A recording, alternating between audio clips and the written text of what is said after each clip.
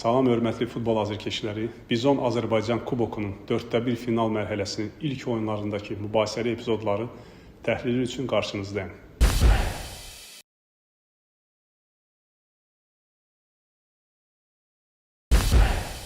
Sabahın oyuncusu öz zərbə meydanında rəqibə qarşı kobud oynaraq qaydanı pozur. Hakim dərhal penalti təyin edir. VAR epizodu yoxlayır və təyin edilən penaltinin doğru olduğunu təsdiqləyir.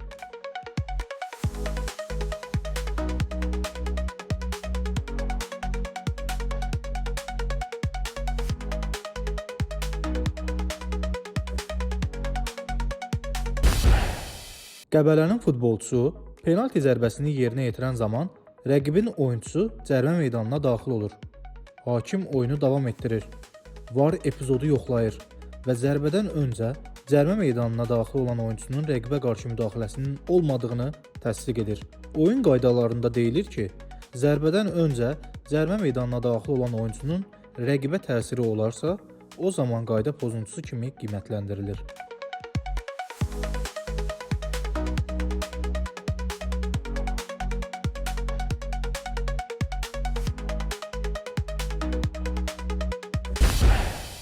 Qəbələnin oyuncusu rəqibin cərimə meydanında yerdə qalır. Hakim oyunu davam etdirir. VAR epizodu yoxlayır və aşkar edir ki, Qəbələnin oyuncusu yüngül təması hiss edərək özünü yerə atır.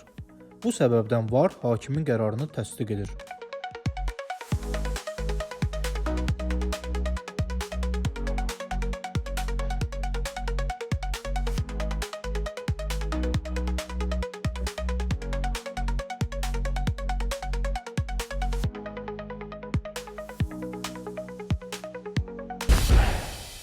Turantovuz rəqibin qapısına qol vurur. Hakim qolu qeydə alır.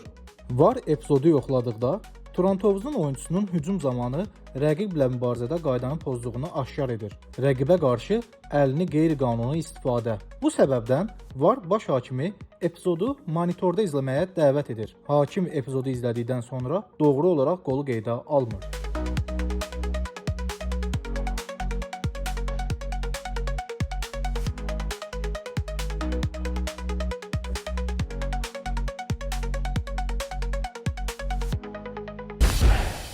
Turantovuzun hücumu zamanı qapıya zərbədən sonra Kəpəzin oyuncusu qapı xətti üzərindən topu başla geri qaytarır. Hakim oyunu davam etdirir. VAR epizodu yoxlayır və topun qapı xəttini keçmədiyini təsdiq edir.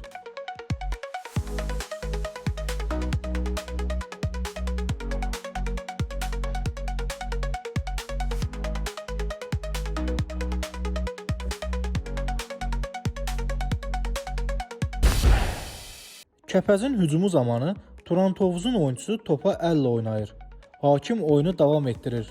VAR epizodu yoxlayır və ona təqdim olunan kamera rakurslarında əllə oyunun içəridə və ya çöldə olduğunu müəyyən edə bilmədiyindən hakimin qərarını təsdiqləyir.